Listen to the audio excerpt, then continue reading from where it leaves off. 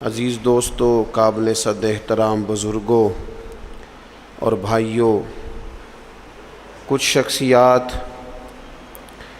کچھ لوگ، کچھ حوالے ایسے ہیں کہ جن کا نام ہی، جن کا تذکرہ ہی بزرگی کی علامت ہے، اور جن لوگوں کا ذکر ہی انسان کے دل کو سکون عطا کر دیتا ہے۔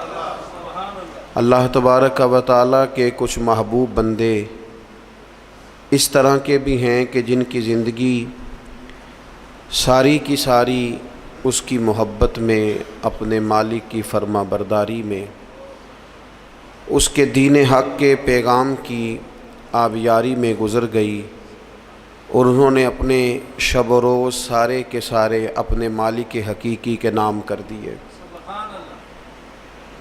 وہ لوگ اتنے عظیم ہیں، اتنے قابل قدر ہیں کہ اگر آج بھی ان کے تذکرے اپنے دل کے اندر بٹھائے جائیں تو اللہ تبارک و تعالیٰ دلوں میں اپنی محبت پیدا فرما دیتا۔ یقیناً ہم ہر روز کوئی نہ کوئی بات تو کرتے ہی ہیں، کوئی نہ کوئی ذکر تو چھیڑتے ہیں، کوئی نہ کوئی تذکرہ تو ہمارے پیش نظر رہتا ہی ہے۔ تو کیوں نہ ان لوگوں کے تذکرے زیادہ کیے جائیں جن کے تذکرے اللہ کے قرآن نے فرمائے، جن کی باتوں کو، جن کے انداز کو، جن کی گفتگو کو رب کریم نے قرآن حکیم میں بیان فرمایا۔ انہی عالی مرتبت، ذی وقار، اولی العزم لوگوں میں سے ایک بڑی ہستی حضرت ابراہیم علیہ السلام کی ہے۔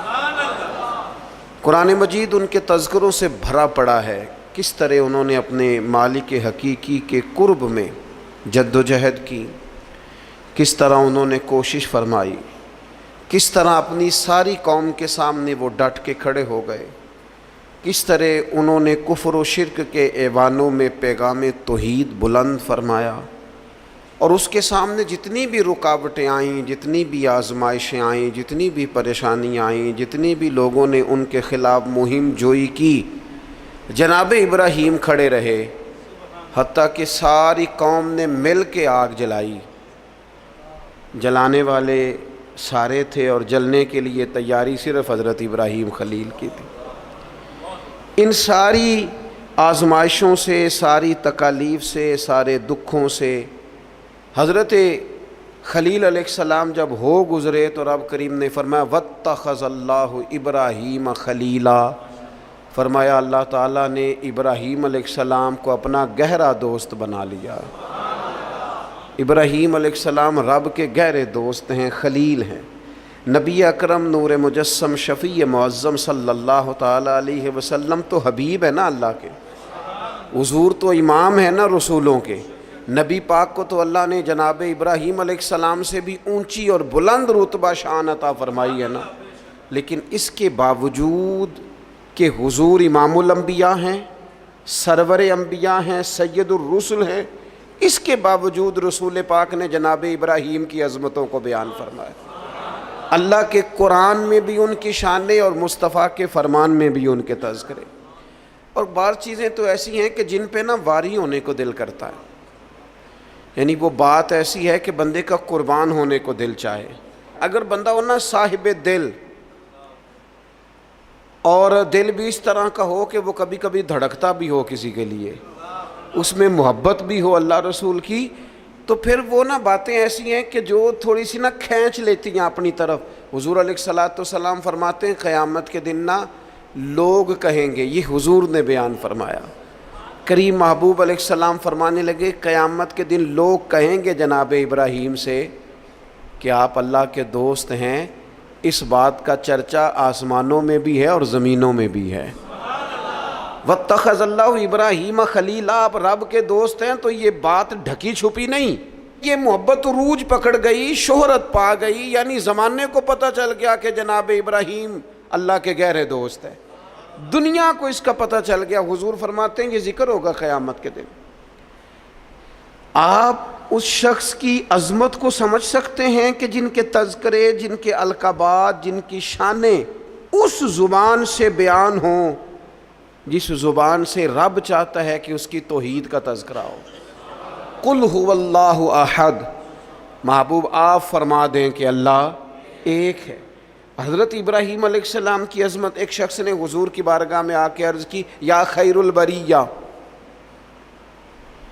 اے ساری مخلوق سے بہتر. تو محبوب نے مسکرا کے دیکھا، آنکھیں کھولی، محبت بھرے انداز میں فرمایا یہ جو تم نے مجھے خیر البریہ کہا ہے نا، یہ تو حضرت ابراہیم علیہ السلام ہے. گویا حضور فرمانے لگے یہ لقب جناب ابراہیم کا ہے. اپنے اپنے القابات ہوتے ہیں نا، آج کل القابات چوری کرنے کا بھی بڑا مزاج ہے، بڑا مزاج ہے، سب کو لقب چوری کرنے، یہ بھی میرا حصہ ہے، یہ بھی میرا حصہ ہے، یہ بھی میرا. خلیل اللہ انہی کا لقب ہے. اور حضور نے سب کی عظمتیں بیان کر کے اپنی شان، اپنی عظمت اپنی امت کو بتائی. فرمایا جناب موسیٰ کلیم اللہ ہیں اور بے شک ہیں، حضرت عیسیٰ روح اللہ ہیں اور بے شک ہیں. فرمایا جناب اسماعیل ذبیح اللہ ہیں اور بے شک ہیں، حضرت ابراہیم خلیل اللہ ہیں اور ہیں. لیکن فرمایا اعلیٰ وانا حبیب اللہ، یہ یاد رکھنا مجھے اللہ نے اپنا محبوب بنایا ہے، میں محبوب ہوں. اس بات کا تو یعنی ان کی عظمتوں کی موجودگی میں، وہ کسی نے اعلیٰ حضرت کے سامنے کہا تھا نا شان یوسف جو گھٹی وہ بھی اسی در پہ گھٹی. تو فرمایا یہ غلط بات تو نے کیوں کی؟ حضور کسی کو گھٹانے تو آئی نہیں. کہا پھر کیا کہنا چاہیے؟ فرمایا کہو شان یوسف جو بڑی وہ بھی اسی در سے بڑی. یہیں سے کرم ہوا جناب یوسف پر، ان کے تذکرے قرآن پاک میں آئے. قیامت تک جناب یوسف کا نام تلاوت کیا جائے گا. تو نبی پاک نے جناب ابراہیم علیہ السلام کی عظمتوں کو فرمایا خیر البریہ تو ان کا لقب ہے، یہ تو ان کو کہا جاتا ہے. حضور کے جو القابات ہیں وہ تو گنے نہیں نہ جا سکتے، لیکن نبی پاک علیہ السلام تو شانے دینے آئے ہیں نا، عظمت عطا فرماتے ہیں. حضرت ابراہیم کی عظمت جو امت کے دلوں میں حضور نے بٹھائی ہے، ان کی بلندی، ان کی شان، ان کا مرتبہ، ان کا مقام. میں نے کہا حضور امام الانبیاء ہیں، حضور سرور انبیاء ہیں، نبی پاک علیہ السلام امام ہیں جناب ابراہیم کے. حضرت ابراہیم نے بیت المقدس میں حضور کے پیچھے نماز ادا کی ہے. پر حضور فرمانے لگے ہر نبی نے نبیوں میں سے کسی نہ کسی کو دوست بنایا، نبیوں کی نبیوں سے دوستیاں ہوئیں. تو فوراً ذہن کی سطح پر سوال اٹھتا تھا حضور آپ کا دوست کون ہے؟ انبیاء کی صفوں میں ایک دوسرے سے دوستیاں لگیں، ہر نبی کی کسی پیغمبر سے دوستی ہوئی. تو یا رسول اللہ آپ کا دوست کون ہے؟ حضور فرمانے لگے میرے دوست وہی ہیں جنہیں اللہ نے اپنا خلیل بنایا ہے. واتخذ اللہ ابراہیم خلیلا، وہ میرے دوست ہیں جنہیں اللہ نے اپنا دوست بنایا. اور بعض چیزیں تو ایسی باریک ہیں کہ وہ جیسے بندہ زیادہ گہرائی میں نہیں اتر جاتا، زیادہ باریک ہو جاتا ہے اور چیزوں کو بڑی قریب کی سطح تک آ کے اس خوبصورتی اور اس کا حسن ملاحظہ کرتا ہے. اور انسان ان ساری نسبتوں سے بھی پیار کرتا ہے جن کا تعلق محبوب سے ہو جاتا ہے، ان گلیوں سے بھی پیار ہو جاتا ہے، ان رستوں سے بھی پیار ہو جاتا ہے. کسی نے بابا فرید سے رستہ پوچھا تھا دلی میں کسی شہر کا، کسی محلے کا، کسی علاقے کا، تو فرمانے لگے نہیں آتا. کب سے ہو دلی میں؟ فرمانے لگے سالوں بیت گئے. تو کہا گلی کا نہیں آتا؟ کہنے لگے دو رستے مجھے بالکل صحیح آتے ہیں، دو بالکل صحیح آتے ہیں رستے، بالکل پکے. ایک جو خواجہ قطب الدین صاحب کے گھر جاتا ہے، اور دوسرا اگر وہ حکم دیں تو جو واپس آتا ہے. دو رستے، ایک کو یار دی یاد پکائیے تے وہ یاد مکمل کیتی ہے. جو کام کرنے والا تھا اس میں کوتاہی، وہ اس میں کوئی قضا نہیں کسی قسم کی. تو کچھ چیزیں ایسی ہوتی ہیں یعنی بندہ نا ان جگہوں سے بھی پیار کرتا ہے جن کی محبوب سے نسبت ہو، ان تعلقات سے بھی پیار کرتا ہے. ہمارے ہاں لوگ یہ کام نہیں کرتے.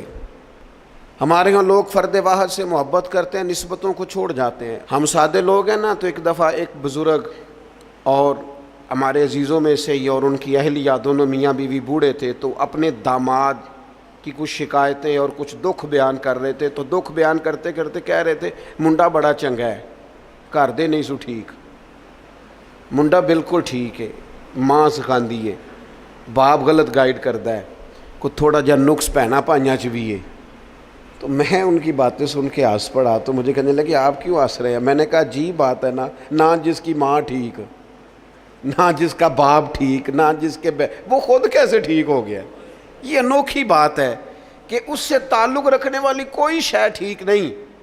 اور میں نے کہا وہ بھی اسی طرح کا ہی ہے، بس آپ اس کی خطائیں چشم پوشی کر رہے ہیں کیونکہ نباہ کرنا ہے نا، اور باقیوں سے آپ توڑنا چاہ رہے ہیں۔ یوں نہ کریں، جو ٹھیک ہوتا ہے اس کی نسبتیں بھی تقریباً، اور اگر کوتاہیاں ہوتی ہیں تو پھر کم و بیش کوتاہیاں بھی ہوتی ہی ہیں۔ ہمیں سمجھنا ہے اس بات کو کہ نسبت جو ہو نا، نسبت اس کا بھی، اگر محبوب سے پیار ہے تو محبوب کی اولاد پاک سے بھی پیار، اگر حضور سے پیار تو جو حضور کی گلیوں میں محبوب کے ساتھ چلتے تھے صحابہ ان سے بھی پیار، اگر محبوب سے پیار تو پھر حضور کو مکے سے پیار تو ہمیں بھی مکے سے پیار، اگر محبوب سے پیار تو نبی پاک کو شہر مدینہ سے محبت تو ہماری مدینے پہ جانے بھی قربان، اور اگر حضور علیہ السلام کو مسواک پیاری تو ہمیں بھی پیاری، حضور کو داڑھی شریف سے محبت تو ہمیں بھی بڑی محبت، نبی پاک کو کتاب و سنت کی تعلیمات کے ابلاغ سے شغف تو ہم زندگی لٹا دیں گے اسی کام میں۔ جو چیز حضور کو پیاری، نسبتوں کا جو منہج ہونا چاہیے، جو انسان کے دل میں قدر ہونی چاہیے، اس سے کبھی کوتاہی نہ کریں، ورنہ آہستہ آہستہ آہستہ آہستہ پھر انسان اصل سے بھی جاتا ہے۔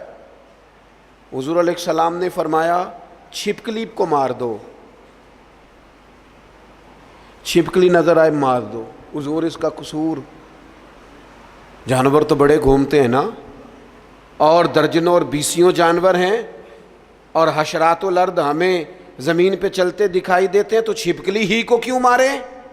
تو حضور فرمانے لگے، یہ صحیح حدیث میں موجود ہے، محبوب فرمانے لگے چھپکلی کو مار دو، اس لیے کہ جب جد الانبیاء حضرت ابراہیم علیہ السلام کی آگ جلائی جا رہی تھی نا، تو یہ چھپکلی اس کو پھونکے مارتی تھی اور جلاتی تھی۔ تو جناب ابراہیم سے اگر چھپکلی بھی اختلاف کرے تو ہمیں وہ چھپکلی بھی پسند نہیں۔ حضرت ابراہیم خلیل علیہ السلام کی اللہ سے محبت، حضرت ابراہیم خلیل علیہ السلام کو اللہ نے اپنا گہرا دوست بنایا۔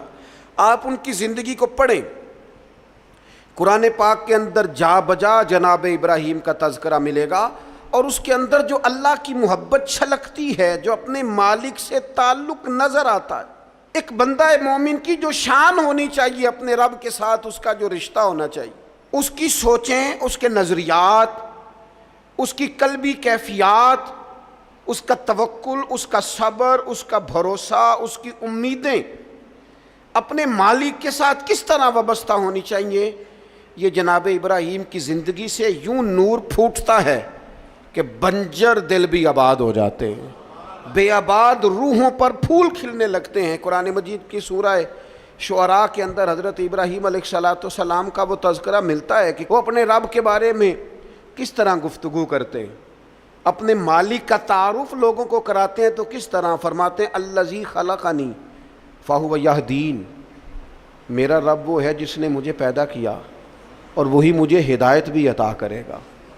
خالی میرے رب نے مجھے پیدا نہیں کیا، وہ مجھے ہدایت بھی عطا کرے گا۔ والذی ہوا یطعمنی ویسقین، میرا رب وہ ہے جو مجھے کھلاتا بھی ہے اور پلاتا بھی ہے۔ وَإِذَا مَرِضْتُ فَهُوَ يَشْفِينِ، فرمانے لگے جب میں بیمار ہوتا ہوں نا تو وہ مجھے شفا عطا کرتا ہے۔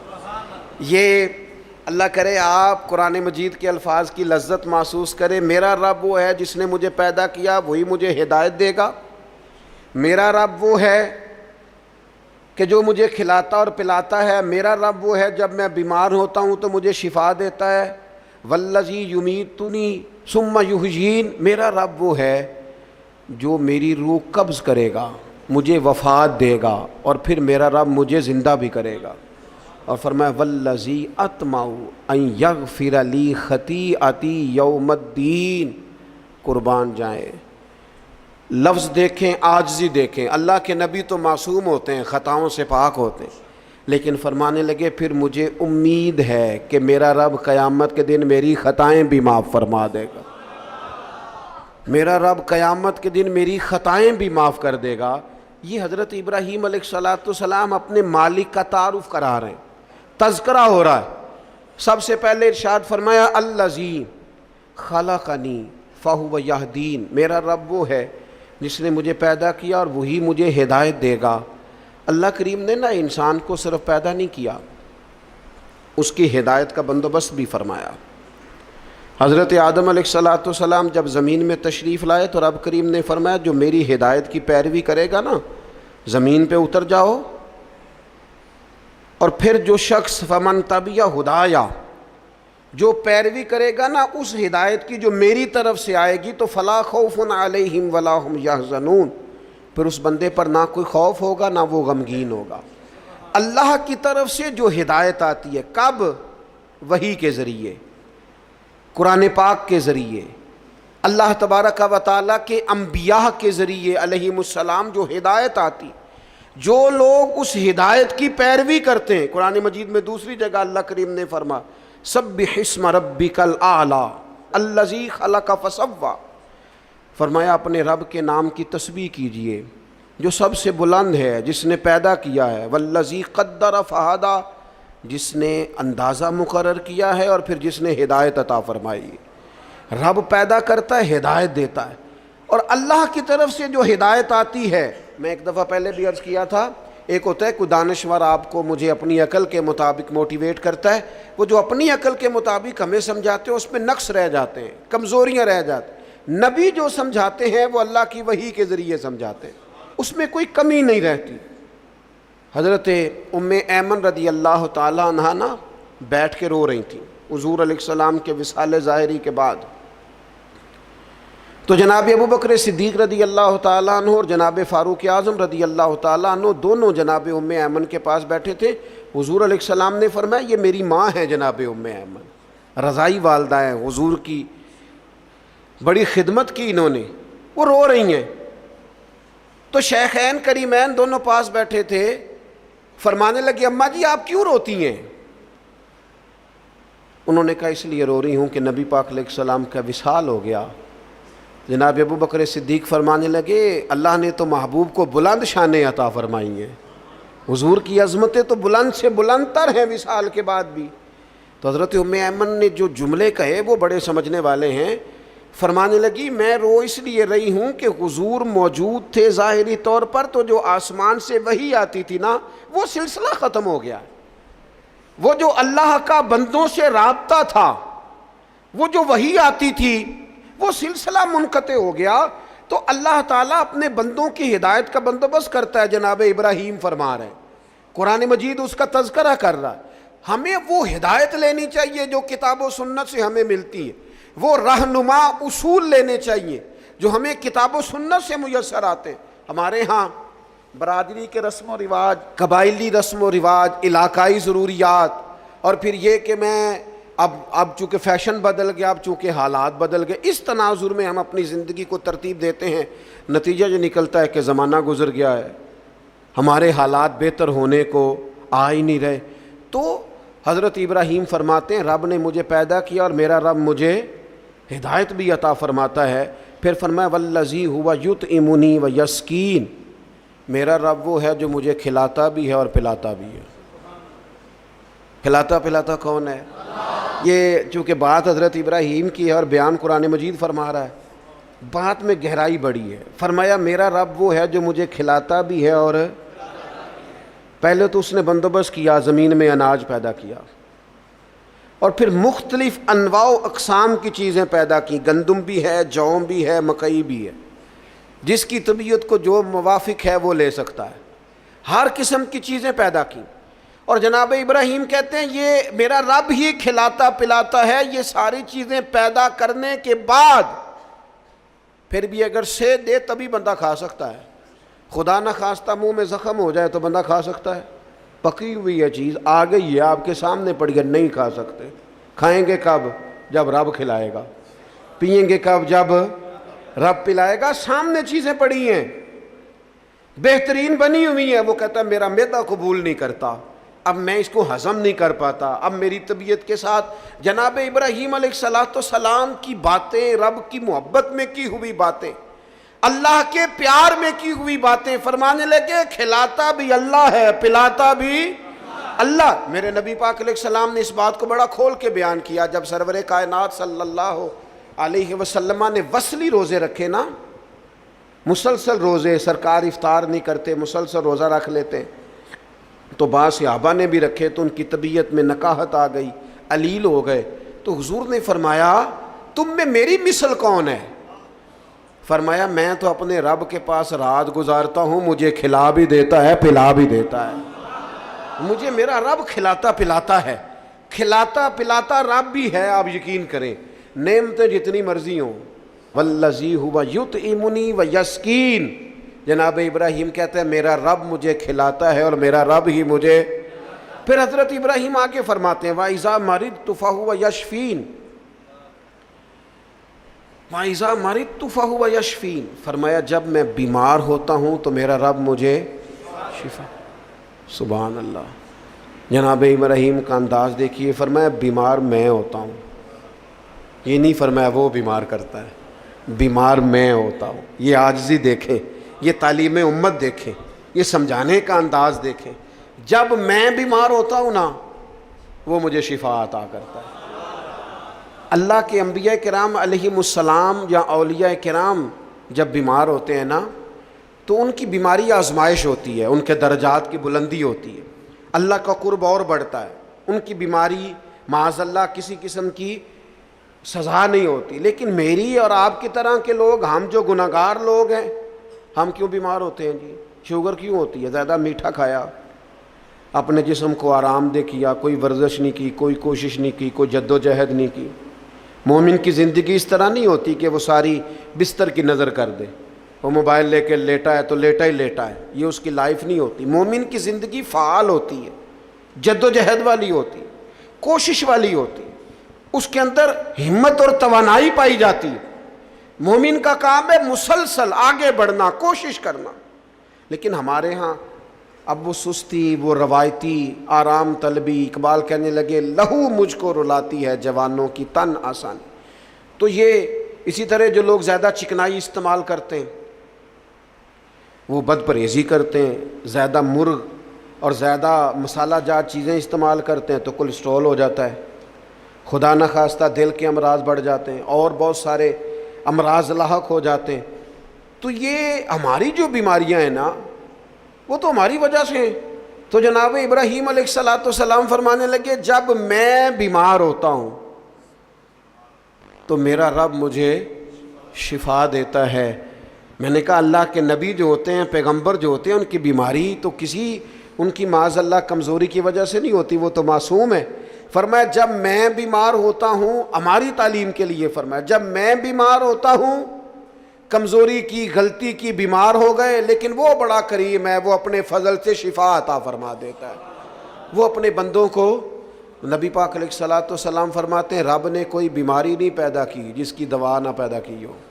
وہ میں اکثر کہتا ہوں بعض لوگ تھوڑے زیادہ نیک ہو جاتے ہیں، نیکی بھی تھوڑی چند قدم آگے گزار لیتے ہیں شریعت سے آگے، کچھ زیادہ ہی پرہیزگار ہو جاتے ہیں۔ وہ خدا کے بندے دائرہ شریعت کے اندر، حضور نے منع فرمایا تھا ساری رات کھڑے ہو کے عبادت نہ کرنا، کچھ دیر آرام بھی کرنا۔ جی میں نے عبادت ہی کی ہو، بھائی عبادت کر، پر جو دین تجھے بتاتا ہے اس کے دائرے میں رہ۔ وہ جی ہم دوائی نہیں استعمال کریں گے، ہمارا اللہ پہ بھروسہ ہے۔ او خدا کے بندے جب حضور فرما رہے ہیں، نبی کریم فرما رہے ہیں کہ اللہ نے کوئی مرض ایسا نہیں پیدا کیا جس کی دوا پیدا نہ کی ہو سوائے بڑھاپے اور موت کے۔ بوڑھا بھی انسان نے ہونا ہے، مر بھی انسان نے جانا ہے، اس کی دوا کوئی نہیں۔ باقی اللہ نے ہر بیماری کی دوائی پیدا کیا، اور دیکھ لے وقت کے ساتھ ساتھ وہ دوائیاں دریافت ہو رہی ہیں۔ تو فرمایا میں بیمار ہوتا ہوں، میرا رب مجھے۔ حضرت امام جعفر صادق اس آیت کے تحت کیا فرماتے ہیں؟ فرماتے ہیں یہ ہماری تعلیم کے لیے نا، جب میں بیمار ہوتا ہوں تو میرا رب مجھے شفا عطا کرتا ہے۔ امام جعفر صادق فرماتے ہیں جب لوگ گناہ کر کے بیمار ہوتے ہیں نا تو اللہ انہیں توبہ کی توفیق دے کے شفا عطا فرما دیتا ہے۔ حضرت شیخ ابو بکر شبلی رحمۃ اللہ علیہ فرمانے لگے جب لوگ دنیا میں پوری طرح محو ہو جاتے ہیں اور دنیا داری کر کر کے بیمار ہو جاتے ہیں، پھر رب جب فضل کرے اور اپنے دیدار کی لذت پیدا کر دے تو اس کا مطلب ہے رب لذت پیدا کر کے شفا عطا فرما رہا۔ جب میں بیمار ہوتا ہوں تو پھر میرا رب مجھے شفا عطا کرتا ہے. والذی یمیتنی ثم یحیین، فرمایا وہی مجھے وفات دے گا اور پھر وہی مجھے زندہ بھی کرے گا، پھر کھڑا کرے گا قیامت کے دن مجھے. اور فرمایا والذی اطمع، مجھے امید لگ گئی ہے. اعلیٰ حضرت نے ترجمہ کیا ہے مجھے آس لگی ہے، یہ میری آس ہے. کیا؟ ان یغفر لی خطیئتی، کہ وہ میری خطائیں بخش دے گا. میں نے کہا انبیاء معصوم ہوتے ہیں، یہ بھی ہماری تعلیم کی. امید رکھو کسی جگہ بھی، کسی مقام پر نا امید نہ ہونا. اللہ معاف کرنے والا. امید لگی ہے کہ وہ میری خطائیں بخش دے گا. کب؟ یوم الدین، قیامت کے دن. وہ میری خطائیں صبح قیامت معاف کر دے گا. حضرت ابراہیم علیہ السلام کے تذکرے، جناب ابراہیم کی عظمتیں، اپنے مالک کو پہچاننا، اپنے رب سے دعائیں مانگنا، یعنی اس تصور کو بار بار اپنے دل میں پیدا کرنا کہ مجھے پیدا کرنے والا میرا اللہ ہے، ہدایت کا نور دینے والا میرا اللہ ہے، کھلانے پلانے والا میرا اللہ ہے، میں بیمار ہوتا ہوں تو شفا دینے والا میرا اللہ کریم ہے، وہی مجھے موت دے گا پھر وہی مجھے زندگی عطا کرے گا. امید ہے قیامت کے دن وہ میری خطائیں بھی معاف کر دے. اپنے دلوں میں یہ جذبہ لائیے، اپنے مالک کے حضور اپنا سر نیال جھکائیے، نکلیے تھوڑا سا دنیا کے جھمیلوں سے، دنیا کی باتوں سے. کیمرے کے پیچھے دنیا نہیں ہے، دنیا تو یہ ہے جو بستی ہے آپس میں. اللہ تعالی حضرت ابراہیم علیہ السلام کی محبت کا فیضان عطا کرے.